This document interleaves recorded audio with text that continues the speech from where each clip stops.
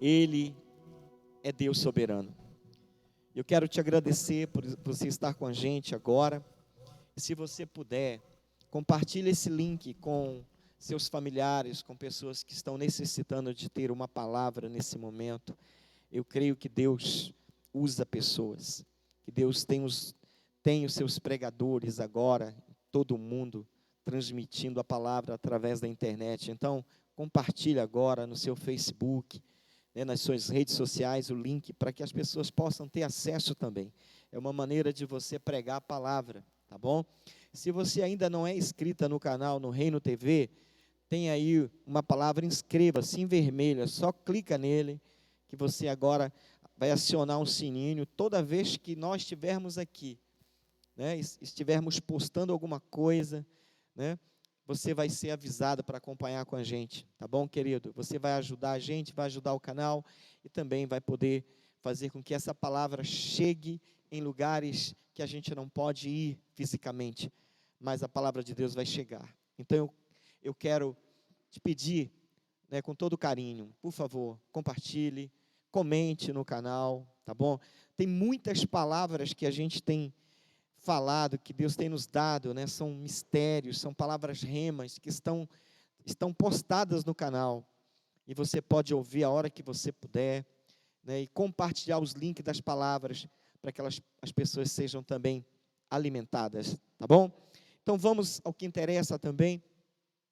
Hoje é o culto fé, e hoje eu quero falar sobre a fé aprovada. Se você gosta de anotar, pega sua canetinha, seu papel, o seu tablet e anota, porque é importante você anotar. Não confia na sua mente. Você guarda apenas aí 15% do que vai ser falado aqui, é muito pouco, tá bom?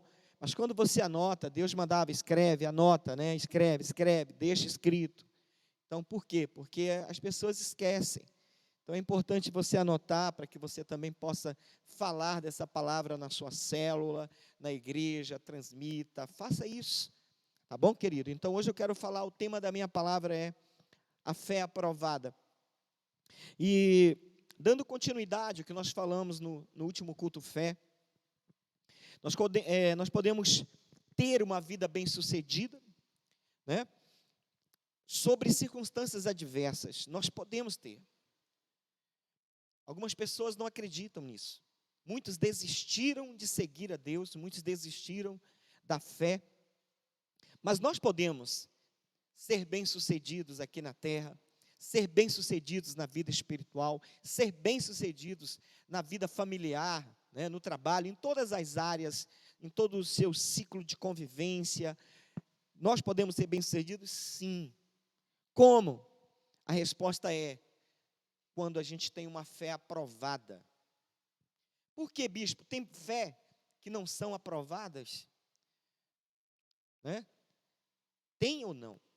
E hoje nós vamos ver o processo de aprovação de uma fé diante da palavra de Deus. Se você perguntar para qualquer pessoa, ela vai dizer, eu tenho fé. Eu tenho fé. É uma fé extremamente natural. É uma palavra que vem na boca da pessoa, e ela diz, não, eu tenho fé, eu creio em Deus. Mas você vê o resultado, a vida da pessoa totalmente, uma vida destruída, uma vida de derrotas. Por quê? Porque é apenas algo, é algo que sai dos seus lábios, mas que não existe vivência, não existe realmente resultados que possam dizer, esses resultados aprovam a minha fé, tá certo? Então Deus ele criou a humanidade para viver pelo princípio essencial chamado fé. A vida espiritual, ela tem um combustível, ela tem o quê? A fé. Tudo acontece através da fé. Eu falei no último culto, você pode ter um veículo bonito, caríssimo, do último ano, você pode ter uma Lamborghini, uma Ferrari, que adianta você ter ela, mas você não tem, você não coloca combustível, não coloca a gasolina para que ela possa se movimentar. Então você pode ser aí um crentão feliz, você pode ter algumas coisas, muito conhecimento, mas você não se move, a sua fé ela não é operacionalizada. Então é importante você saber disso, né? Deus nos criou no mundo espiritual para nós nos movimentarmos através da fé. A Bíblia diz que sem fé é impossível você agradar a Deus. Você pode ter o dízimo mais alto da igreja, você pode ser a pessoa, né? Mas se você não tem fé, e essa fé não produz resultados na sua vida, certamente você não agrada a Deus. E a Bíblia diz que a fé ela é a certeza daquilo que esperamos e a prova das coisas que não vemos. Isso está em Hebreus capítulo 11, versículo 1. Essa é a definição de fé, muito prática. É a certeza daquilo que esperamos e a prova das coisas que não vemos. Você espera uma coisa que você não vê, mas aí chega. Isso é fé. Você acredita. Entendeu? É como o pastor David Chu disse, ou seja, ele estava grávido numa época que ele começou a igreja. Ele estava grávido de uma bicicleta, ele estava grávido de uma cadeira e de uma mesa que não existiam. E ele deu exemplo, ou seja, ele disse assim para os meninos, eles foram ver isso no quarto dele, pastor, o senhor está mentindo? Ele falou, não, eu tô grávido, ou seja, uma mulher grávida, ela não viu o rosto da criança, mas ela tem essa criança dentro dela. E com 9 meses, essa criança vem ao mundo. Então, isso é certeza de que você tem alguma coisa dentro de você. Você não viu, mas você sabe que tem. Amém, querido? Então, o nosso Criador e Rei, o nosso Deus espera uma grande fé das pessoas que criou. Ou seja, se Ele nos criou a imagem e semelhança dEle, então Ele espera que tenhamos fé. Isso tem que estar dentro da gente. Toda vez que Ele vê essas características, principalmente a fé, isso nos fortalece mais. Se você tem fé, você é fortalecido. Em 2 Crônicas 16, 9, 2 Crônicas 16, 9, ele diz assim, pois os olhos do Senhor estão atentos sobre a terra, para fortalecer aqueles que lhe dedicam totalmente o coração.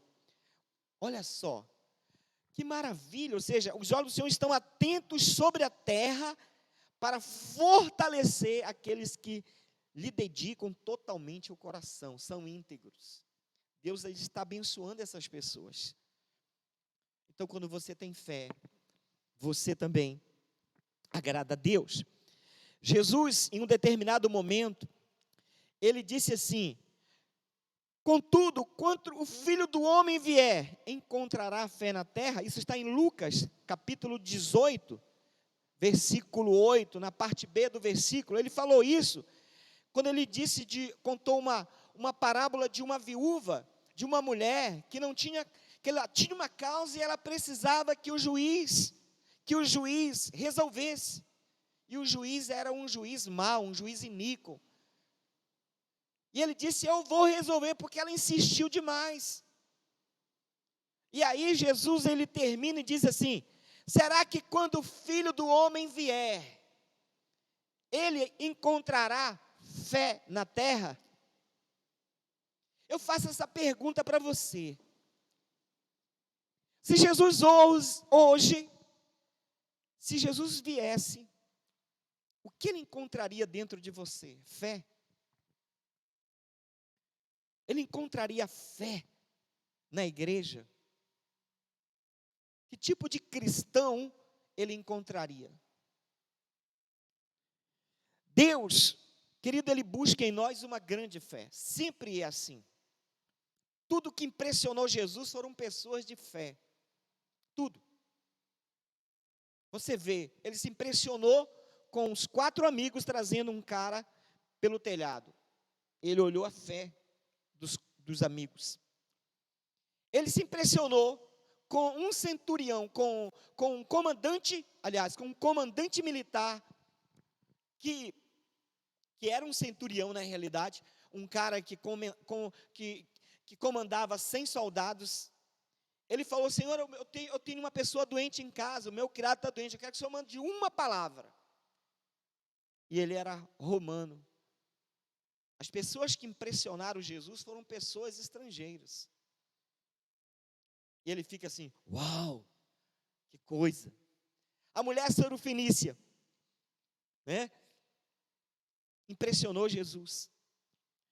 Então Jesus fica impressionado quando ele vê uma grande fé nos seus filhos. Por que será, querido?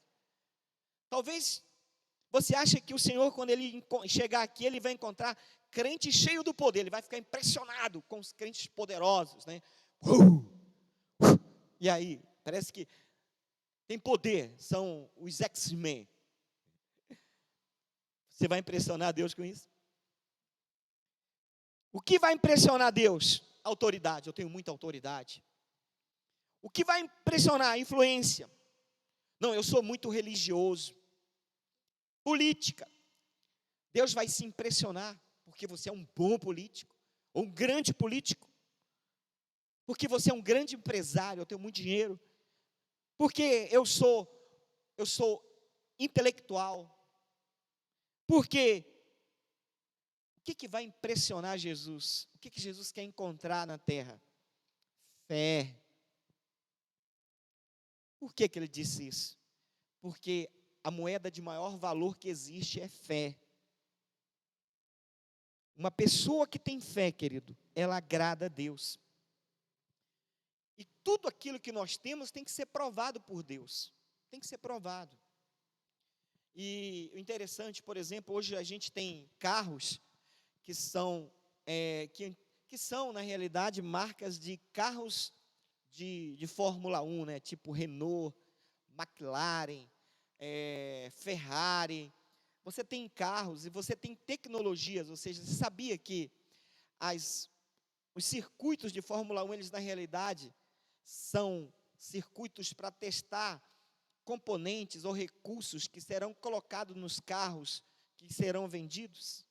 O freio ABS surgiu lá, foi testado lá. Então, direção através do computador, tudo isso são tecnologias que foram colocadas para ver se passava lá. Por quê? Porque é a fórmula de maior, vamos dizer assim, de maior competição é a Fórmula 1. Então, um produto, para ele vender no mercado, para ele ser bem sucedido, ele tem que passar por testes. Qualquer coisa que nós quisermos vender, um microfone como esse, um computador como esse, ele traz uma marca. Então, se essa marca lança um produto no mercado, e esse produto não dá certo, a marca fica queimada. Ninguém vai comprar computador de determinada marca. Você procura um celular que seja o celular da Apple, você não quer outro. Mas é muito bom, porque é de alta qualidade, coisa que foi testada, é cara. Você está me entendendo? Então, nós temos leis nacionais e internacionais que são, vamos dizer assim, os produtos têm que passar por esse teste de qualidade. Isso acontece com os produtos. Uma carne, para ser vendida para fora, tem que passar por normas internacionais. Sabia? Então, aquilo que tem valor, aquilo que é bom, passa por testes extremamente minuciosos. Tudo tem que ser testado. E a nossa fé, ela precisa ser testada também. E Deus é perito em nos testar. Né? Então, é importante a gente saber disso. Por quê? Você imagine, por que existem pessoas que não acreditam na igreja, que não acreditam em Deus? Por quê? Porque mau testemunho de pessoas, entendeu? Existem coisas que estão acontecendo no meio das igrejas que isso assusta e faz com que as pessoas elas não queiram mais igreja, elas não querem congregar, elas não querem a igreja tradicional, onde a pessoa pode vir, ser pastoreada. Elas não querem, porque elas estão decepcionadas por causa de crentes que, vamos dizer assim, deram mau testemunho. Isso prejudica o fabricante. Isso prejudica o nome de Deus. Por isso nós temos que passarmos por testes na nossa vida. Então, assim no reino, é assim no reino de Deus. Existem cristãos fazendo pedidos, louvando e adorando a Deus. É o que mais você vê. Todas essas pessoas, esses adoradores, eles tentam mostrar que são muito bons no que fazem. E são excelentes, né? São pessoas técnicas, né? Agora, existe uma pergunta.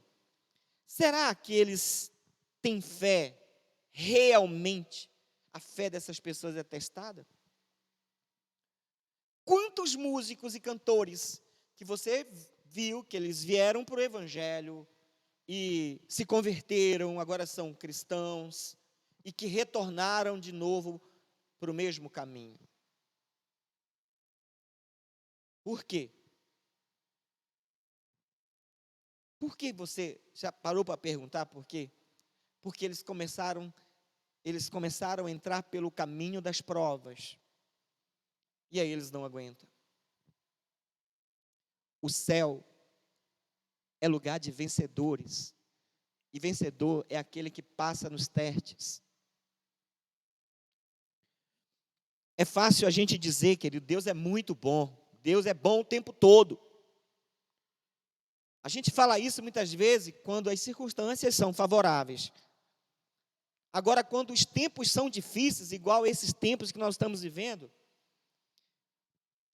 será que é fácil a gente falar que Deus é bom quando a gente não tem dinheiro para pagar os boletos, para pagar o aluguel, para pagar a energia, para pagar a luz, para colocar comida dentro de casa? Você pode dizer que Deus é bom? Porque as pessoas falam que Deus é bom, mas a conta está recheada. Não falta nada, aí Deus é bom. E quando tem as circunstâncias adversas, será que você pode ter uma vida bem-sucedida? Será que você pode falar que Deus é bom quando você perde o teu emprego, você perde a sua empresa, você perde seus bens? Será que você pode falar que Deus é bom? Ou quando você perde um ente querido? Já passamos aí mais de 12 mil mortos pela Covid. A maioria dessas famílias, algumas delas provavelmente culparam Deus.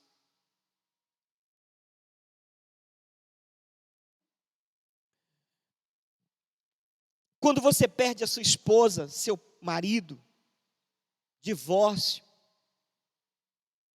você pode dizer que Deus é bom? Quando você perde famílias, perde filhos,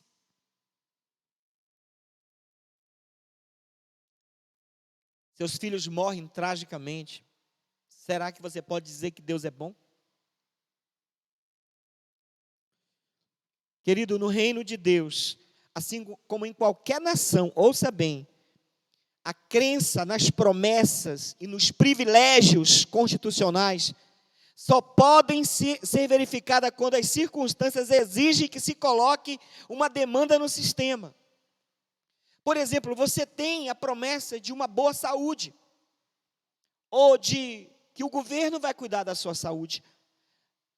Mas quando é que você vai provar que isso realmente funciona? Quando você estiver doente. E aí você sabe que a promessa do governo, por uma educação boa, é quando você precisa dela. Tem que haver demanda para que você venha usufruir dessas coisas. Assim, o teste na fé no reino de Deus se dá por meio de situações que geram oportunidade para que se valide a confiança no sistema de Deus. Deus traz situações que serão oportunidades para que a sua fé realmente seja validada. E hoje eu quero estudar um pouquinho sobre um patriarca. Um homem que estava bem, rico, mais rico do Oriente. E de repente, em um dia, ele perde tudo. Você já sabe de quem eu estou falando. Estou falando de Jó. E aí depois, eu queria que você perguntasse para Jó: Jó, no meio da tua tribulação, tu pode dizer que Deus é bom? Ele ia dizer: sim, Deus é bom. A Bíblia diz que Jó habitava em Uz. Hoje é a atual Arábia. Ele era o homem mais rico do Oriente. A Bíblia diz que ele possuía gado, servos, riquezas, e uma família grande e abençoada. Tudo o que nós queremos. Deus, ele era tão importante, que Deus testemunhou da vida dele para Satanás. Deus disse em Jó, no capítulo 1, versos 8, quando houve uma reunião com Satanás, os príncipes estavam lá e Satanás chegou, e Deus disse assim: você reparou, meu servo Jó, Jó capítulo 1, versos 8, Jó, não há ninguém na terra como ele, irrepreensível, íntegro, homem que teme a Deus e evita o mal. Que coisa! Por que Deus está falando isso? Sabe por quê? Porque Satanás tinha acusado Deus de ter comprado Jó por bênçãos. Ele te serve só porque o Senhor dá o melhor para ele. Lembra que eu falei para vocês que são situações? Agora, prova a fé desse homem. Prova. Satanás acusou Deus. Ele te serve porque você dá tudo para ele. Você deu uma esposa bonita, deu filhos bonitos, você deu dinheiro, você deu fazenda, deu tudo, ele tem tudo. O Senhor comprou ele. Olha que coisa esquisita, né? Então, há um erro comum hoje, que muitos atribuem muito poder a Satanás. Tem gente que não abre uma célula porque tem medo do diabo ter retaliação. Tem gente que não dá um passo porque tem medo do diabo. O diabo vai me pegar, o diabo vai fazer isso. Foi o diabo que fez. Deixa eu te dizer uma coisa, ouça, guarda isso com você. Deus não está em guerra contra Satanás. Satanás já foi, já era, já acabou para ele. Então, que guerra é essa que nós falamos? A guerra espiritual se dá entre Satanás e a igreja. Se Satanás conseguir ferir a criatura e desviar a atenção dele para outra coisa, fere o coração de Deus. É a igreja que está em guerra contra Satanás.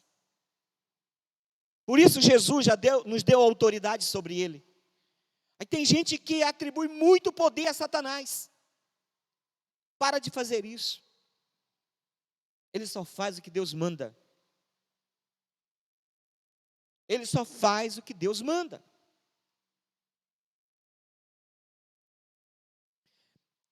Olha só o que Deus falou em Jó 1,12. O Senhor disse a Satanás: pois bem, tudo que ele possui está nas suas mãos, apenas não encoste um dedo nele. Até agora, a riqueza de Jó estava na mão de Satanás agora. Mas na saúde não toca nele. Então Satanás saiu da presença do Senhor. Isso está em Jó 1,12. Então, querido, Deus conhecia e sabia onde Jó poderia suportar. Interessante isso. Por quê? Eu quero dizer para você que em 1 João 5,18, 1 João 5,18 diz assim: sabemos que todo aquele que é nascido de Deus não está no pecado. Aquele que nasceu de Deus, Ele o protege e o maligno não o atinge. Então você é nascido de Deus, você é filho de Deus, essa é a sua posição em Deus. Para de ter medo dele, para de ter medo do diabo. Deus conhece, Ele nos conhece e Ele não permitirá que sejamos provados mais do que possamos suportar, diz a palavra. Ele sabe seus limites. Quem fala assim, eu não estou aguentando, calma, Deus sabe seu limite. 1 Coríntios capítulo 10, versos 13, ouça, ele diz, não sobreveio a vocês tentação que não fosse comum aos homens. Deus é fiel, Ele não permitirá que vocês sejam tentados além do que podem suportar. Mas quando forem tentados, Ele lhes providenciará um escape para que possam suportar. Esse é o nosso Deus. Ele sabe os meios que Ele pode testar você. Então existe uma falsa doutrina ensinada em nossos dias, que o cristão, ele não pode ficar doente. Ele não pode perder bens. E se perder, ele deve estar em maldição, ele deve estar em pecado. Nem sempre, querido. Não é assim. Quando Deus apresenta Jó a Satanás, ele fala, esse homem é íntegro. Esse homem é fiel. Esse homem é santo. Esse homem se desvia do mal. Não tem problema nenhum com ele. As tribulações de Jó não foram por causa que ele estava em pecado, não é isso. E hoje nós vamos ver o processo pelo qual Jó passou. Há 3 áreas nesse processo que nós somos provados. Todos nós. E nós vamos tirar lições nessa noite. Essa é a primeira parte da palavra. Ou seja, o processo da provação de Jó. Primeiro, ou seja, a vida material financeira. Deus está agora colocando todos os bens que Jó tinha na mão do diabo. Aqui. Tudo que ele possuía está na tua mão. Por quê, amado? O rico. Muito raro você ter um rico que diz assim, não, eu estou em todos os cultos. Ele não tem tempo. Ele até diz, bispo, vem aqui, ou então vai lá na minha casa pegar meu dízimo, porque eu não tenho tempo de ir na igreja. Sabia? Essas pessoas, elas têm uma agenda lotada, mas elas não priorizam Deus. Então, tem pessoas que têm 2, 3 empregos para poder suprir as suas necessidades. Existe alguém que compete com Jesus, chama-se Mamon. Sabia? Então, a primeira prova que Jó está passando aqui, Deus está testando a fé no dinheiro. Ele queria saber se Jó o servia ou se ele servia a Mamon, o Deus do dinheiro. E aí acontece no capítulo 1, versículo 14 e 15. Depois que Satanás saiu com autorização de Deus, ouça, um mensageiro veio dizer a Ló, no versículo 14, os bois estavam arando e os jumentos estavam pastando por perto e os sabeus atacaram e levaram embora, mataram a espada os empregados e eu fui o único que escapou para lhe contar que acabou tudo. Isso Jó acaba de saber. Né? E aí, começou a pegar gado e jumento. Jó era o maior fazendeiro do Oriente. Aí ele ainda estava rico, porque ele tinha ovelhas. Versículo 16 chega a notícia. Enquanto ele ainda estava falando, chegou o outro mensageiro e disse: fogo de Deus caiu do céu e queimou totalmente as ovelhas e os empregados, e eu fui o único que escapou para lhes contar. Fogo de Deus caiu do céu. Sabe o que aconteceu aqui? Deus deu autorização para Satanás tocar nos fenômenos naturais. E aí caiu fogo e queimou as ovelhas dele. Mas ele ainda tinha dinheiro. Toda vez ele sempre adorava a Deus. Aí, a terceira prova dele dentro do caráter financeiro, Jó perde seus camelos. Que preciosidade para quem tinha camelos naquela época. Versículo 17 de Jó 1. Enquanto ele ainda estava falando, chegou outro mensageiro e disse: vieram os caldeus em 3 bandos, atacaram os camelos e os levaram embora, mataram a espada os empregados, e eu fui o único que escapou para lhe contar. Agora, o inimigo agora usa os caldeus para roubar os camelos e ferir servos de Jó. Imagine, agora Jó estava pobre, não tinha dinheiro mais.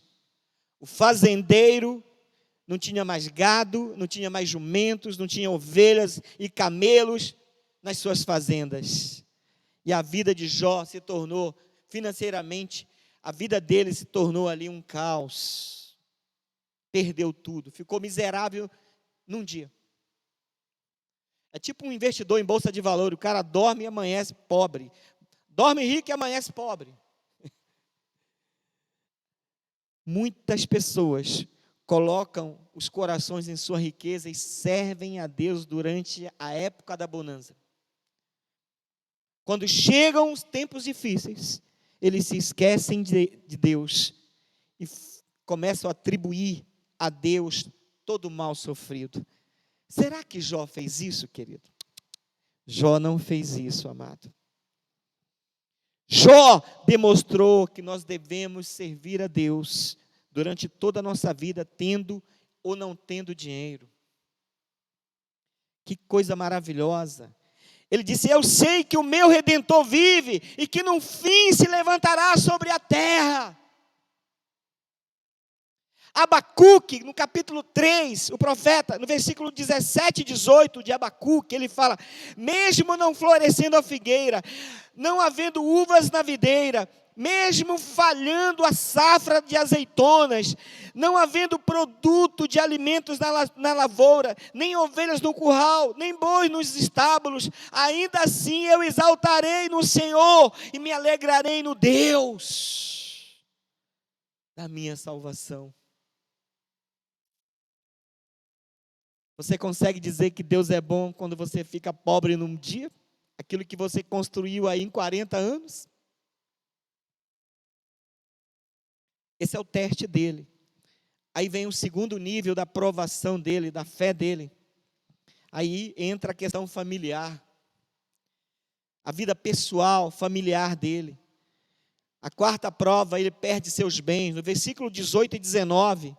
enquanto ele ainda estava falando, chegou ainda um mensageiro e disse: seus filhos, suas filhas estavam num banquete, comendo e bebendo vinho na casa do irmão mais velho, quando de repente um vento muito forte veio do deserto e atingiu os 4 cantos da casa, que desabou.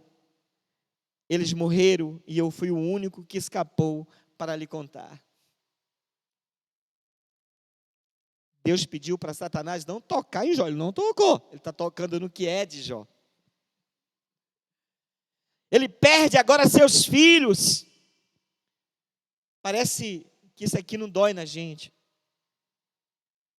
Eu vejo pessoas que desdenharam desse vírus, e eu vejo o testemunho de pessoas que passaram, que desdenharam e que passaram, e dizem: por favor, fique em casa. Parece que a pimenta só arde quando chega no nosso olho, né? Jó perdeu seus filhos aqui. todos os seus filhos. Que coisa interessante, né? E aí, a Bíblia diz que Jó rasgou suas vestes, rapou a cabeça e adorou o Senhor, dizendo: que coisa maravilhosa. Ele disse: saí nu do ventre da minha mãe, e nu partirei. O Senhor deu, o Senhor levou, louvado seja o nome do Senhor. Jó 1:20. Perdeu todos os seus filhos. Que coisa. E no versículo 20 fala assim, que em tudo isso ele não pecou em nada e não culpou a Deus. Em nossos dias, as pessoas perdem uma moeda e ficam com raiva de Deus. Já murmuram. Perdem o emprego e murmuram de Deus. Imagina alguém, um homem mais rico da sua região, perdeu praticamente todos os seus bens e ainda perde seus filhos. Que coisa! E aí diz a Bíblia que em todas essas provas, até aqui, Jó envergonhou o inimigo. Que coisa! Né? Em tudo isso, Jó não pecou e nem nada culpou a Deus. Versículo 20 do capítulo 1. Aí, amados, talvez você está passando por algum tipo de prova. Eu quero te dizer, glorifique a Deus. Glorifique a Deus. Aí houve uma segunda reunião, no capítulo 2, versículo 3. Segunda reunião com o diabo. E Deus chega com o diabo e diz: e aí? O homem resistiu. Deus fala assim: reparou meu servo Jó?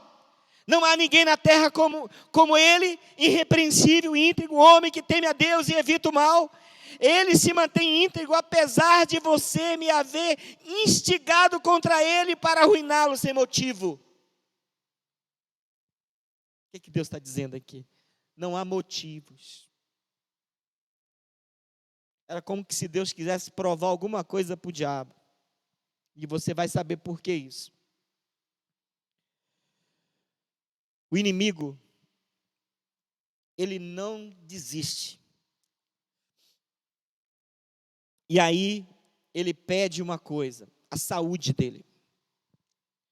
E a quinta prova é essa: o inimigo tira a saúde de Jó. Agora Deus autoriza ele tocar em Jó. No versículo 5 do capítulo 2, até o versículo 8 diz assim, Jó 2, de 5 a 8. Acompanha comigo. Estende a tua mão e fere a sua carne e os seus ossos, e com certeza ele te amaldiçoará na tua face. O Senhor disse a Satanás: pois bem, ele está nas suas mãos, apenas poupe a vida dele. Antigamente era não tocar, agora é poupar, você não tem o direito de matá-lo. Saiu, pois, Satanás da presença do Senhor e afligiu Jó com feridas terríveis, da sola dos pés ao alto da cabeça. Então Jó apanhou caco de louça, com o qual rapava, sentado entre as cinzas. Agora Jó não estava mais na casa dele, no conforto da casa dele. Ele estava fora de casa, no meio das cinzas. Era algo humilhante para ele tentar apaziguar as dores e o sofrimento dos ferimentos. Que coisa terrível, um servo de Deus passar por isso, né? Talvez você fica perguntando, mas como que acontece isso? Mesmo nesse estado, Jó não negou ao Senhor, não perdeu sua fé e não murmurou. Será que nós nesse estado,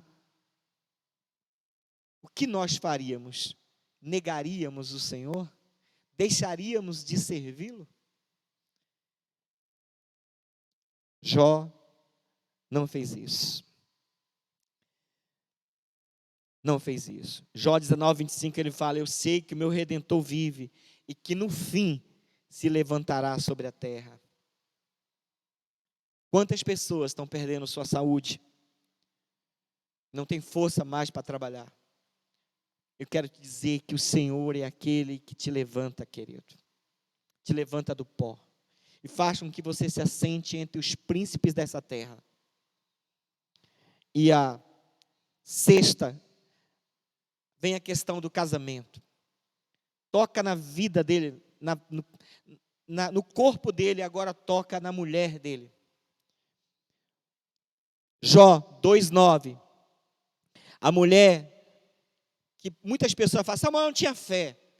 Não é qualquer mulher que ajuda a construir todo o império e vê em um dia isso tudo acabar, por uma permissão divina. Não é qualquer esposa que tem, da onde vem do seu ventre seus filhos, e vê eles morrerem num só dia. E o homem que ela ama, continua sendo fiel, mesmo sendo um homem fedido, praticamente um morto-vivo, e ainda adorando a Deus. Não é qualquer mulher que faz isso não, querido. Não é qualquer mulher. Então, eu fico assim, solidário à dor dessa mulher. O que eu não concordo foi com o que ela falou. Como que você pode, Jó, continuar acreditando num Deus desse? Você tem que amaldiçoar esse Deus e morrer. Morre. Os textos originais dizem que não.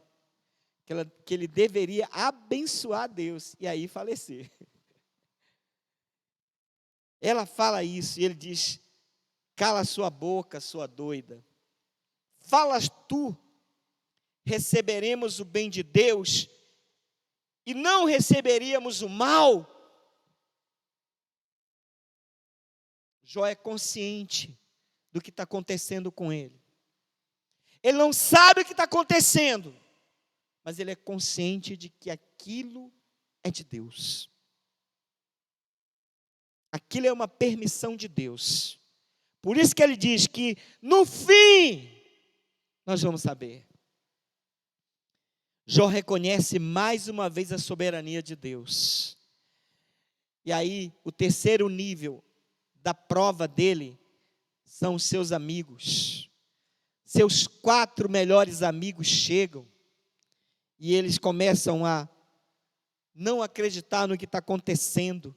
O primeiro amigo chega no capítulo 4, você pode acompanhar depois isso. Capítulo 4 de Jó, ele fala das experiências da vida de Jó. Jó, tu é um homem de experiente, Jó. Como é que tu se coloca? Como é que tu adora um Deus desse, Jó?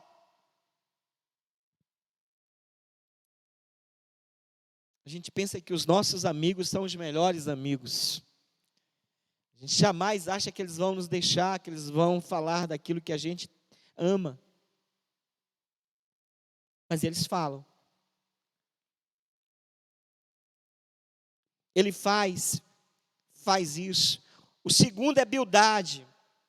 Ele falou, teus filhos morreram porque eles estavam bebendo, era pecado. Vaidosos. Por isso eles pecaram. Mentira. Também não foi isso. Chegou o terceiro, o Zofar. Esse cara era legalista. Ele faz acusações a Jó.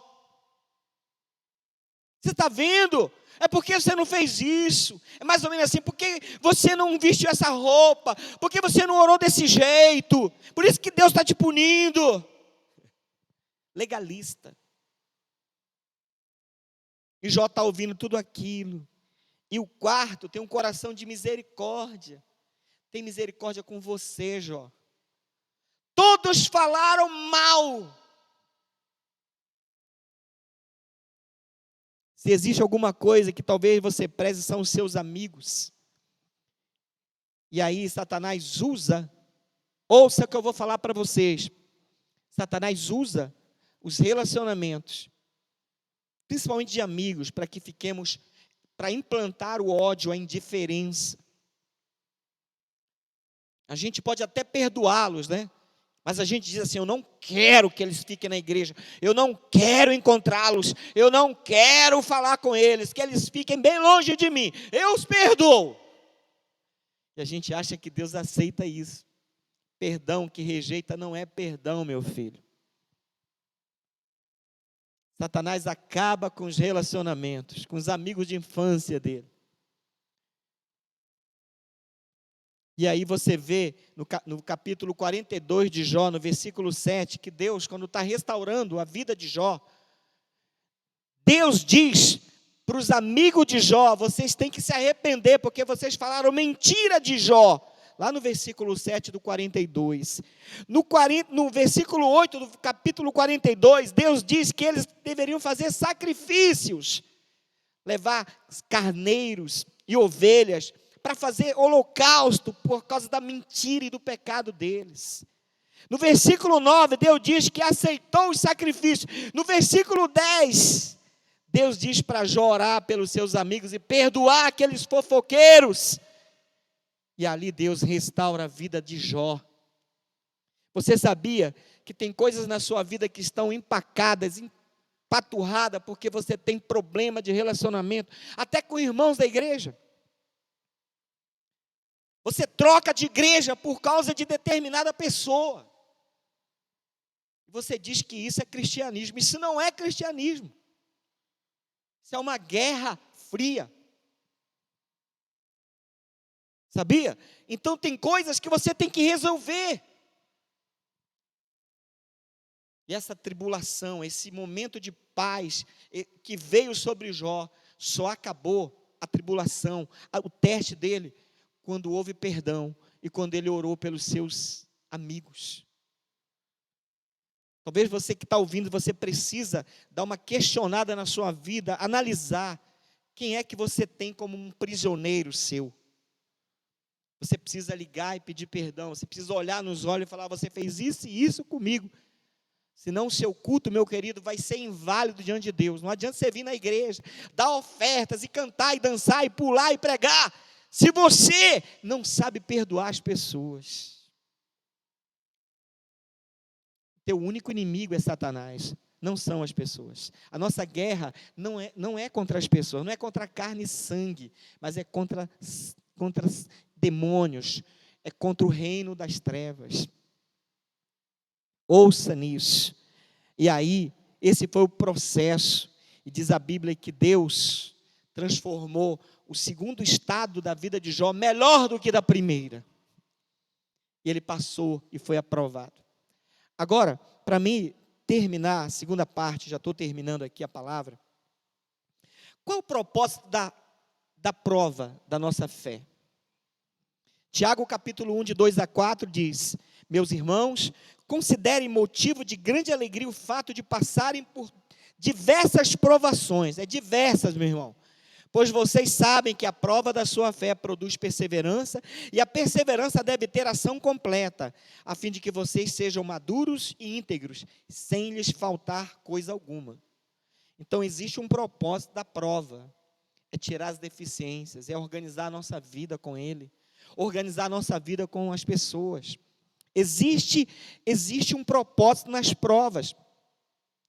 Ouça, as provações, elas visam produzir 3 resultados que eu quero mostrar para vocês. E aí você vai ver se você realmente tem uma fé aprovada. Primeiro resultado, a sua fé é aprovada quando você passa nas provas. Abraão é o homem considerado o nosso pai na fé, mas você sabia que a sua fé foi aprovada no altar quando ele ofereceu o seu filho? Deus é perito em pedir aquilo que a gente ama demais. Deus colocou ele à prova. Sacrifica teu filho. E ele foi aprovado. Hebreus capítulo 11, versos 17. A sua fé esteve sobre o altar da provação. Fé aprovada é aquela que produz perseverança. Fé genuína é resultado direto de testes que Deus faz uso para promovê-la. fé, essa fé aprovada induz, ele faz com que essas provações induzam a pessoa a continuar crendo, mesmo diante de situações difíceis. Então a fé aprovada, ela induz o filho, o crente, a continuar crendo em Deus, mesmo que tenha dor, que a dor não está passando, que a doença está prevalecendo, que a pobreza está imperando, mesmo assim você continua crendo em Deus, porque isso é perseverança. Então, o primeiro resultado de que a sua fé é aprovada, é porque você começa a vencer os teus testes. A segunda é que o caráter seu é aprovado. Como assim, bispo? Querido, o que tem de gente desistindo porque ele está sendo provado? A nossa experiência vai comprovar que a maioria das grandes mudanças que ocorrem em nosso caráter se deram em meio às provações. Deus usa testes, provações, para aperfeiçoar o nosso caráter. O sofrimento, muitas vezes, age como um verdadeiro instrumento da graça para reduzir a nada o orgulho, a soberba e a autossuficiência de muita gente. Então, Deus está provando, e a fé tem esse resultado. Você é um homem aprovado, uma mulher aprovada no seu caráter. Se você mente, você não vai mentir mais. Se você rouba, você não vai roubar mais. Se você trai, você não vai mais trair. Você é um homem de Deus aprovado. As provações têm como objetivo também polir o caráter, e ainda que seja ferro e fogo, evidentemente, há um poder transformador que Deus usa, que vem através das tribulações, aperfeiçoar o seu caráter, para que você seja resistente, para que você dê bom testemunho. E por último, ouça, quando há um teste, e aqui está a resposta final. Por que Deus autorizou Satanás testar Jó? Por quê? Por que ele permite isso? É permissão de Deus. Por quê? Sabe o que é isso? A fé aprovada, ela revela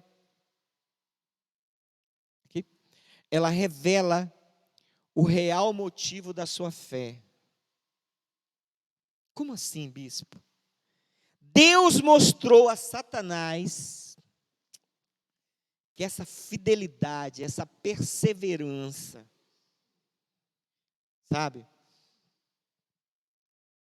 que Jó teve diante das tribulações, e que ele não o servia Deus por causa do dinheiro, por causa que ele tinha uma família boa,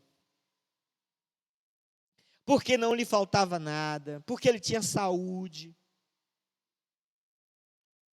Deus mostrou a Satanás que não era pelo que ele dava a Jó. Ele não precisava ter comprado Jó com isso. Eu vou provar para você qual é o real motivo de Jó me servir, me adorar. Qual é o amor que ele tinha a Deus? Essa era a real motivação de Jó. Então, uma fé aprovada, ela mostra o real motivo dela, que é o amor, querido. Sabia? Jó, ele disse: eu sei que o meu Redentor vive, e que no fim se levantará sobre a terra. E ele comprovou isso. No capítulo 42, versos 5, ele fala: meus ouvidos já tinham ouvido ao teu respeito, mas agora os meus olhos te viram. Aí Deus o honra, Então, a fé aprovada é aquela que suporta, que subsiste aos testes mesmo, que não para no meio, que continua firme, perseverante. É aquela que não tem nenhuma deficiência. Por quê? Porque ela passou nos testes. É como um produto que se precisa exportar, tem que ser perfeito diante das leis dos testes. Os testes servem para provar isso. A segunda coisa, a tua fé tira as deficiências do teu caráter. Vem para aperfeiçoar. E a fé aprovada é aquela que revela o seu real motivo. Independente do dinheiro, independente de você ter saúde, independente de você ter relacionamentos, empresa, negócio, grana, tudo, não. Não é isso que te motiva a você servir a Deus. O que tem que te motivar é o amor que você tem que dar a Ele. Amarás ao Senhor teu Deus de todo o teu coração, de todo o teu entendimento, com toda a tua inteligência, com toda a tua força. É isso que eu queria te falar hoje. Que você tenha uma fé testada e aprovada por Deus. No fim você vai ver isso. Paulo disse: eu guardei a fé. Guarda isso no seu coração. Não perca a sua fé. Amém? Onde você estiver, coloca a mão no coração. Quero orar com você. Espírito Santo, abençoe a vida da tua igreja, teus filhos que ouviram essa palavra. Deus, que o Senhor nesse momento, se essa pessoa está passando, Senhor, está passando um teste, uma prova, seja nas finanças, seja, Senhor, na saúde, seja na família, seja nos relacionamentos, seja em que área, Senhor. Meu Deus, fortalece para que ela continue firme, perseverante, que ela não venha desistir. Fala com ela nesse momento. Faz com que a tua igreja, meu Deus, cresça em fé. Porque nós sabemos que a fé ela tem tamanho. E o Senhor espera encontrar fé na terra. Que o Senhor ache cada um de nós, em nós, uma grande fé, meu Deus. Abençoa teus filhos. Traz graça. Faça milagres. Restaura. Porque o Senhor é Deus. Mas transforma essa pessoa de derrotado em um vencedor. De uma pessoa doente em uma pessoa sarada, curada.